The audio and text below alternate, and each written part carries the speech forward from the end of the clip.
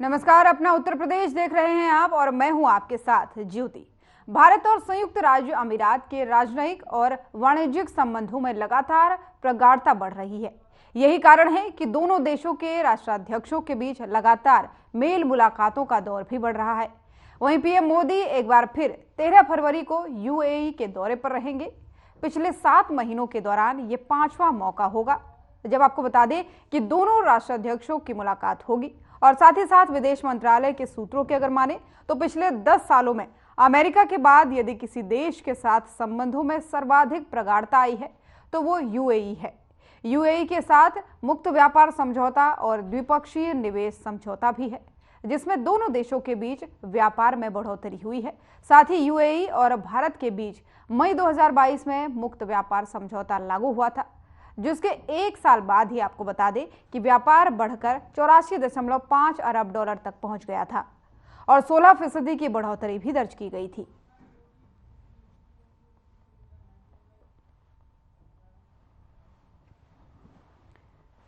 तो खबर आपको बता रहे हैं प्रधानमंत्री नरेंद्र मोदी के दौरे से लेकर के एक बार फिर से उनका यूएई दौरा होगा। 13 फरवरी को ये यूएई दौरा होगा और इससे दोनों देशों के जो संबंध है उसमें प्रगाढ़ता आएगी। बताया जा रहा है कि पिछले कुछ ही महीनों में पीएम मोदी का ये कई बार यहाँ का दौरा कर चुके हैं और ऐसे में बताया जा रहा है कि दोनों राष्ट्राध्यक्षों की मुलाकात काफ़ी खास होने वाली है, क्योंकि पिछले दौरों में भी कई समझौते हुए थे और व्यापार को लेकर की दृष्टि से अगर इसको देखा जाए तो उस दृष्टि से भी ये काफ़ी अहम माना जा रहा है। अब 13 फरवरी को पीएम मोदी का ये दौरा होगा यूएई का, जिसको लेकर के तमाम सारी उम्मीदें भी लगाई जा रही है और ये भी बताया जा रहा है कि दोनों देशों के जो संबंध है वो कहीं ना कहीं प्रगाढ़ होते नजर आएंगे।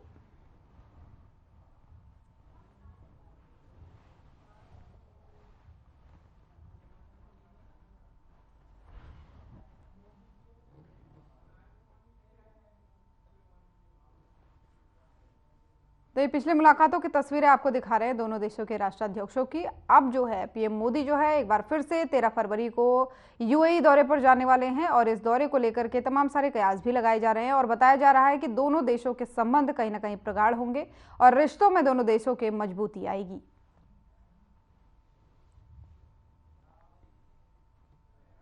तेरह फरवरी को प्रधानमंत्री नरेंद्र मोदी अबू धाबी दौरे पर रहेंगे, जिसके लिए तैयारियां जोरों शोरों से चल रही हैं।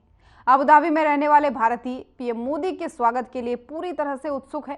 आपको बता दें कि भारत और संयुक्त अरब अमीरात के बीच दोस्ती के बंधन, एकता के रंग और संस्कृति की भावना का जश्न मनाने के लिए 200 से ज्यादा समुदाय, 700 से ज्यादा स्थानीय कलाकार, 60,000 से ज्यादा पंजीकरण और प्रतीक्षा सूची में हजारों लोग शामिल होंगे।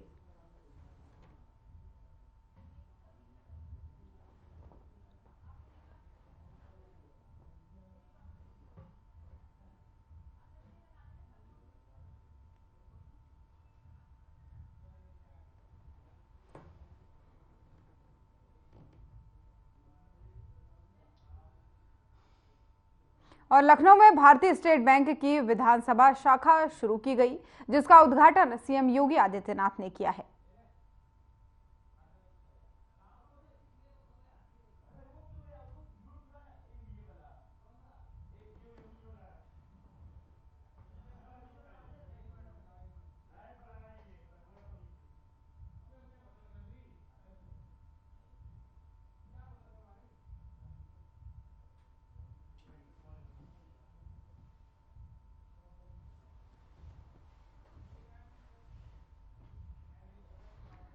तो तस्वीरें आपको बता रहे हैं जहां पर एसबीआई की विधानसभा शाखा शुरू हो गई है और सीएम योगी आदित्यनाथ ने ये शाखा की शुरुआत की है। तस्वीरें आपको उस दौरान के दिखा रहे हैं जहां पर सीएम योगी भी मौजूद हैं, साथ ही तमाम सारे और बैंक के अधिकारी भी मौजूद हैं। लोगों को चेक देते हुए नजर आ रहे हैं सीएम योगी। तो एसबीआई की विधानसभा शाखा शुरू हो गई है और इसी के उद्घाटन समारोह में जो है वो सीएम योगी आदित्यनाथ पहुंचे हैं और उद्घाटन के दौरान की ही तस्वीरें आपको दिखा रहे हैं जहां पर एसबीआई की विधानसभा शाखा की शुरुआत हो चुकी है पहली, और ऐसे में सीएम योगी और कई सारे अधिकारी भी यहां पर पहुंचे हैं। तो लखनऊ से ये तस्वीरें सीधे आपको दिखा रहे हैं, जहां पर सीएम योगी आदित्यनाथ जो है वो एसबीआई की विधानसभा शाखा शुरू होने के उद्घाटन अवसर पर पहुंचे हैं और उन्हीं ने ये उद्घाटन किया। रिबन काटने की तस्वीरें भी आप देख सकते हैं। साथ ही लाभार्थियों को चेक भी उन्होंने वितरित किया। कई सारे और अधिकारी भी इस दौरान मौजूद हैं। साथ ही बैंक के कई अधिकारीगण भी यहाँ पर मौजूद रहे।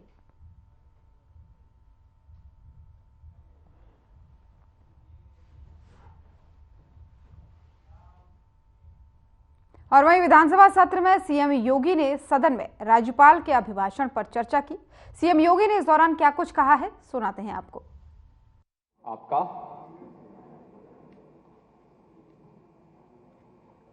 कि महामहिम राज्यपाल जी के द्वारा 2 फरवरी को संवेद सदन में दिए गए भाषण पर इस सदन के सम्मानित सदस्य डॉक्टर नीरज बोरा जी के द्वारा प्रस्तुत प्रस्ताव और जिसका अनुमोदन श्रीमती सरिता भदौरिया जी ने किया था,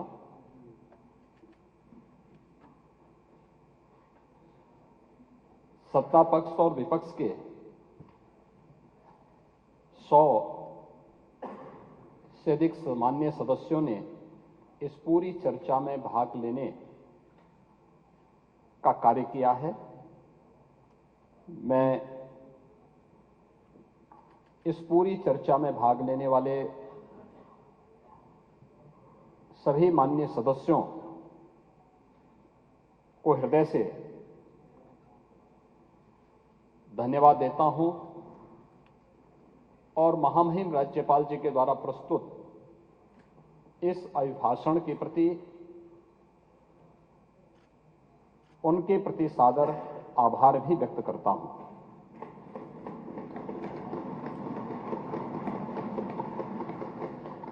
महोदय, नेता प्रतिपक्ष के पूरे भाषण के दौरान मैं सदन पे मौजूद था।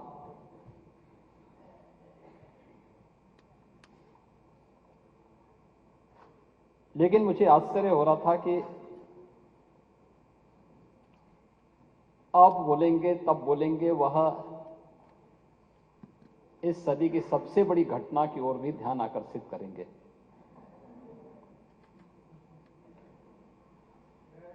लेकिन वे केवल ध्यान ही भटकाते रहे और जैसा कि अब तक होता रहा है, अब तक की परिपाटी उनकी रही है कि तथ्यों और तर्कों से नहीं बल्कि अपनी जबरन बातों को दोषों के मुंह पे थोपने का जो प्रयास इनके द्वारा अतीत में किया जाता रहा है, उसी प्रकार की बातें उन्होंने अपने भाषण के दौरान भी कही।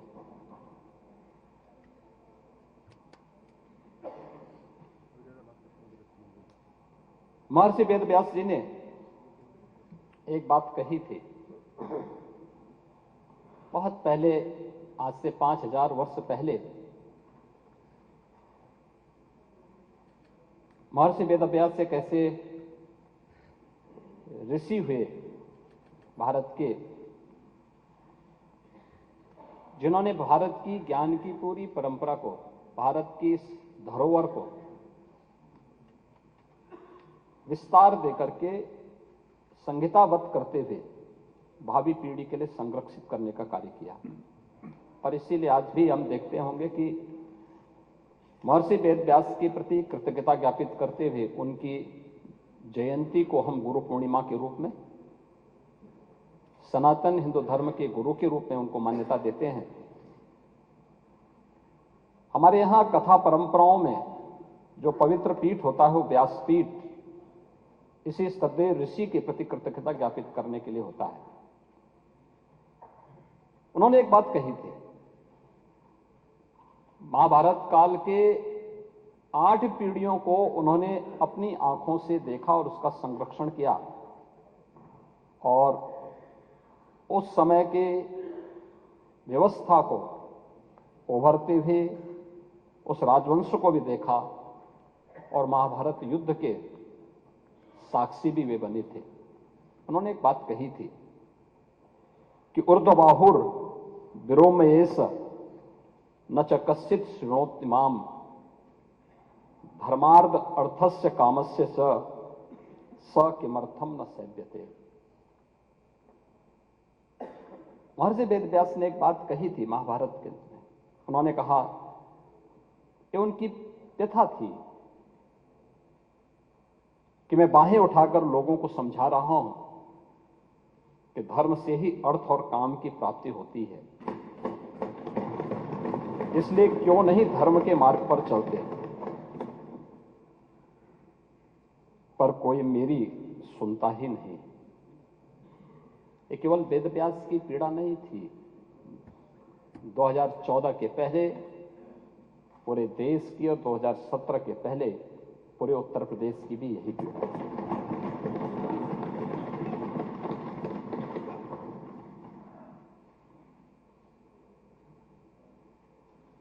दो 2017 के पहले उत्तर प्रदेश को जिन लोगों ने 4-4 बार प्रदेश में शासन किया, एक लंबे समय तक सत्ता के सिंहासन पर विराजमान रहे, वो उत्तर प्रदेश को कहां लेके गए थे? पहचान का संकट खड़ा कर दिया था उत्तर प्रदेश वासियों के सामने। एक पहचान का संकट आया था। यहां का नौजवान बाहर नहीं जा सकता था, पहचान छुपाने के लिए मजबूर था। उत्तर प्रदेश से बाहर निकलता था तो हे दृश्य देखा जाता था। नौजवान कहीं जाता था, नौकरी नहीं मिलती थी। यहां तो अवसर थे नहीं, लेकिन अगर उत्तर प्रदेश से बाहर जा रहा है तो नौकरी नहीं मिलती थी। किराए पर कमरे की बात तो दूर, होटल और धर्मशालाओं में भी कमरे नहीं मिल पाते थे। ये उत्तर प्रदेश की स्थिति 2017 के पहले बना दी गई थी। महोदय, कौन जिम्मेदार है इस स्थिति के लिए? और आज उत्तर प्रदेश ने 22 जनवरी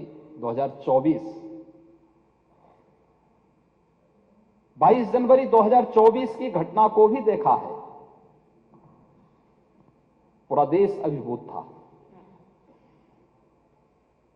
पूरी दुनिया के अंदर हर वह व्यक्ति जो सत्य का पक्षधर है, न्याय का पक्षधर है, वह अभिभूत था, गौरवान्वित था। हर सनातन धर्मावलंबी की आंखों में आंसू थे, हर्ष के, गौरव के, और अपनी कई पीढ़ियों को वह इस आयोजन में प्रत्यक्ष या अप्रत्यक्ष रूप से उसके साथ सहभागी बनकर के अपनी पीढ़ियों के प्रति कृतज्ञता ज्ञापित भी कर रहा था और तर्पण भी अर्पित कर रहा था।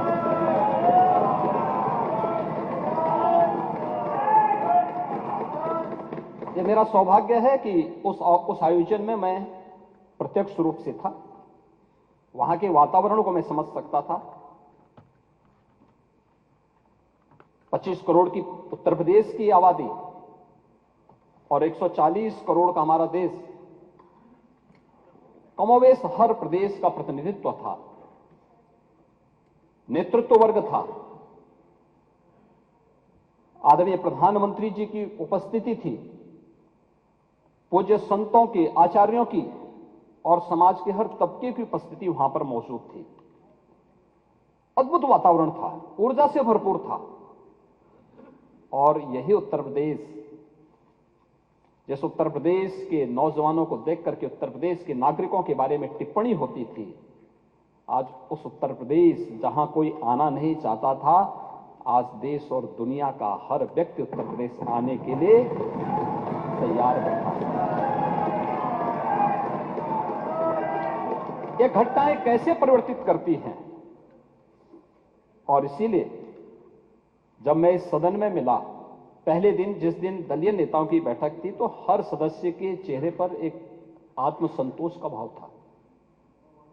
हो सकता है पार्टियां के अपने भेद हो सकते हैं, लेकिन मन में एक संतोष था कि जो हुआ है अयोध्या में अच्छा हुआ है।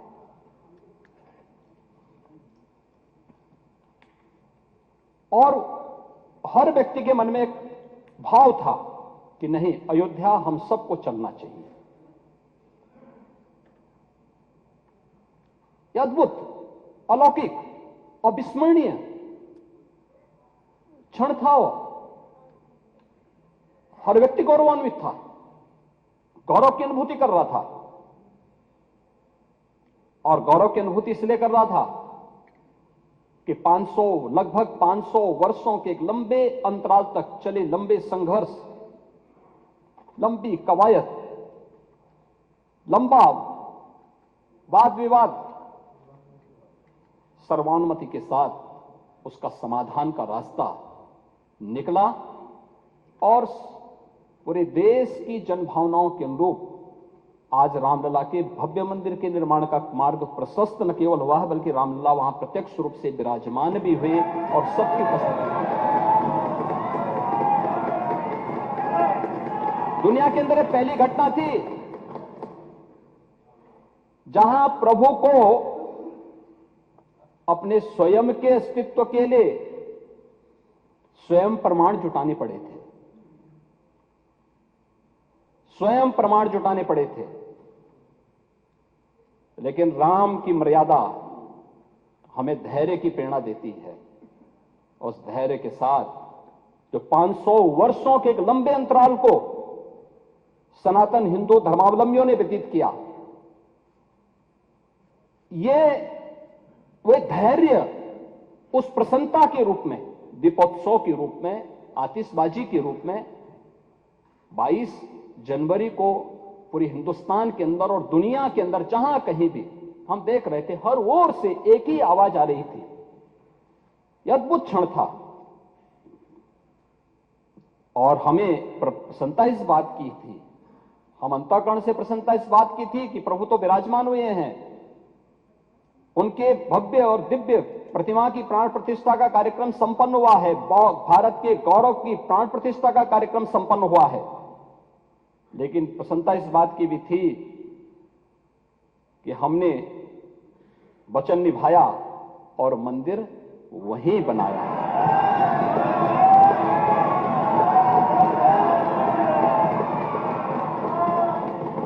जो कहा सो किया, जो संकल्प लिया उसकी सिद्धि भी हुई। केवल बोलते नहीं हैं, करते भी हैं। और आज नव्य, भव्य और दिव्य अयोध्या को देख करके भी हर व्यक्ति अभिभूत है। और यहां पर रुकेंगे एक छोटे से ब्रेक के लिए, जल्द हाजिर होंगे।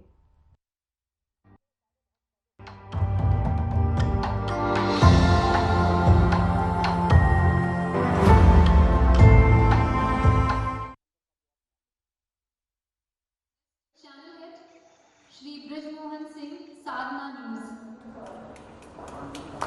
बेस्ट चैनल है श्री बृजमोहन सिंह साधना न्यूज। ये पीछे बैठे लोगों से मेरी खास तवज्जो मैं उनकी चाहूंगी कि प्लीज आप लोग तालियां जरूर बजाएं प्लीज। यहाँ पे आने वाले सभी लोगों की हौसला अफजाई होती है आपकी तालियों से।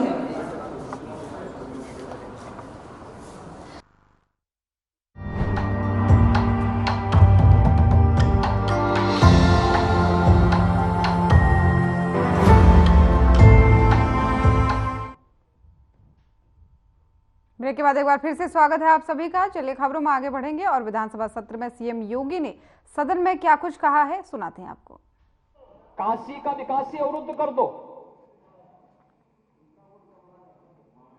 मथुरा वृंदावन के विकास को ही अवरुद्ध कर दो। महोदय, ये तो मुद्दा नियत का है।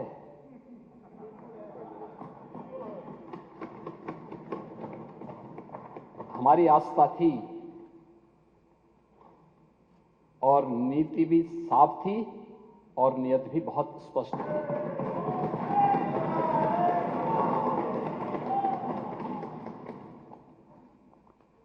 हमने बिना रुके, बिना डिगे, बिना झुके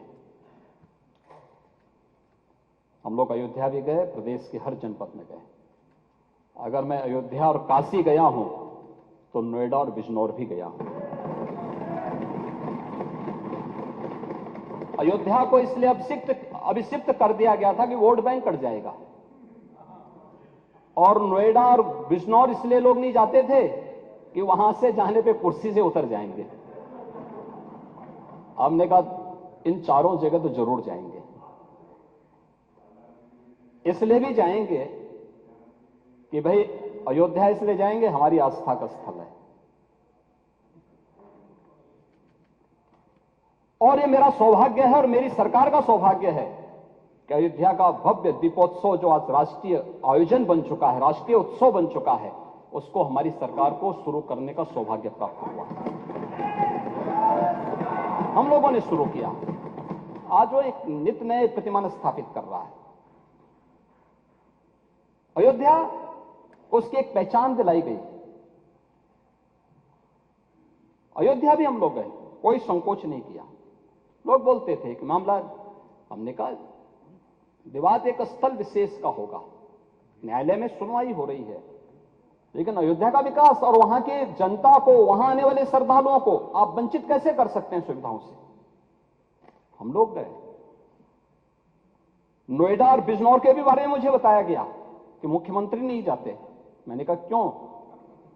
कहा कि मुख्यमंत्री उतर जाते हैं। तो मैंने कहा जो कल होना है वो आज हो जाए, अच्छा है, लेकिन मैं जाऊंगा जरूर। मैं दोनों जगह भी गया। जब व्यक्ति स्वयं शाश्वत नहीं है तो फिर कुर्सी किसकी शाश्वत रहेगी? वो जरूर जाए, लेकिन जाऊंगा जरूर, क्योंकि नोएडा भी उत्तर प्रदेश का पार्ट है और बिजनौर भी उत्तर प्रदेश का पार्ट है। मैं जरूर जाऊंगा। लेकिन हम लोगों ने कोई भेद नहीं किया।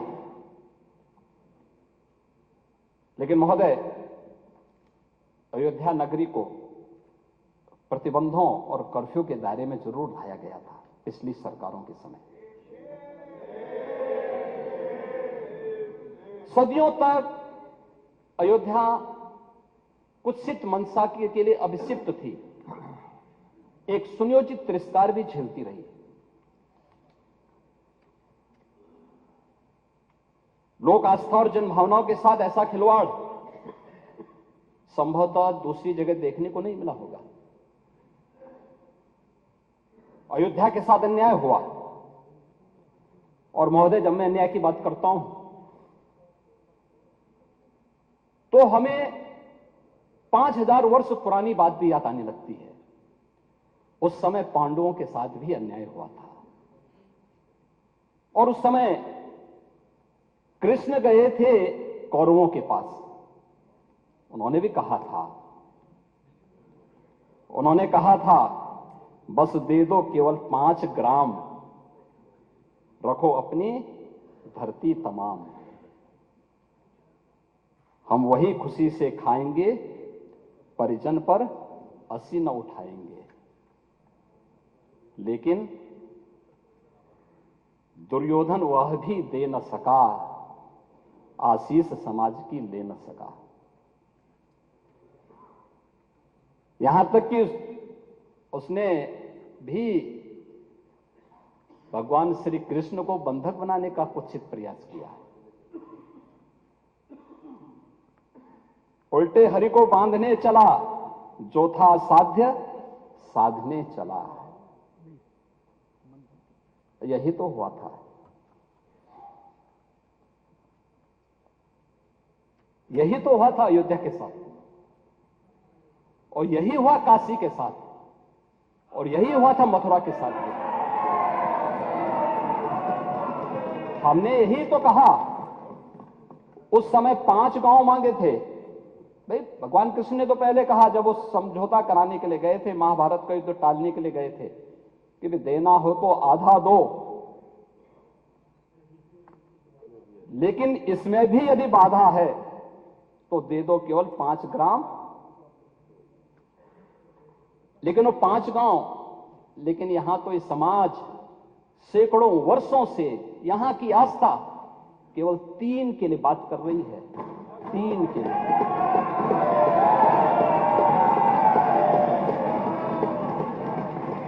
वो 3 के लिए भी इसलिए वे विशिष्ट स्थल हैं, वे सामान्य नहीं है। ईश्वर की अवतरण की धरती है, असामान्य नहीं है। वो असामान्य यानी उसको एक सामान्य स्तर पर नहीं मान सकते, लेकिन एक जिद है, और उस जिद में जब राजनीतिक उसमें तड़का पड़ने लगता है और वोट बैंक बनाने की राजनीति होने लगती है, तो वहीं से फिर विवाद की स्थिति खड़ी होने लगती है। यानी लोक आस्था, भारत के अंदर लोक आस्था का अपमान हो, बहुसंख्यक समाज गिड़गिड़ाए, ये पहली बार देखने को मिला। दुनिया देख रही है, स्वतंत्र भारत में काम पहले होना चाहिए था, 1947 में प्रारंभ होना चाहिए था,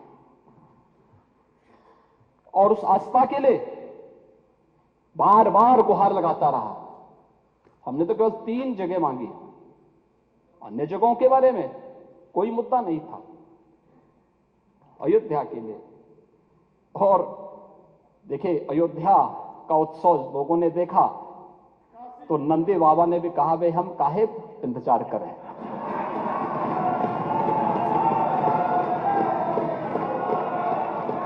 उन्होंने भी इंतजार किए बगैर रात्रि में बैरिकेड तोड़वा डाले। और हमारे कृष्ण कन्हैया कहां मानने वाले हैं।